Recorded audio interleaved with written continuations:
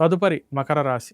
మకర రాశి వారికి అష్టమంలో ఉన్నటువంటి బుధ సంచారం, అట్లాగే అష్టమంలో ఉన్నటువంటి రవి సంచారం, తృతీయంలో శని సంచారం, షష్టంలో ఉన్నటువంటి గురు సంచారం.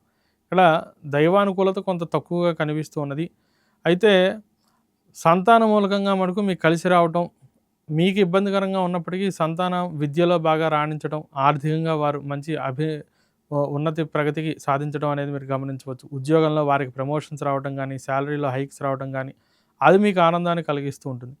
మీ వ్యక్తిగతంగా మీ ఉద్యోగ వ్యాపారాదుల్లో మటుకు కొంత మధ్యస్థమైనటువంటి వ్యాపారంగానే ఉంటూ ఉంటుంది. లాభాలు అంతంత మాత్రంగానే కనిపిస్తూ ఉంటాయి. పనుల్లో ఆలస్యం కూడా ఉంటూ ఉంటుంది. ఆర్థిక విషయాదుల్లో కొంత జాగ్రత్తలు పాటిస్తూ ఉండాలి.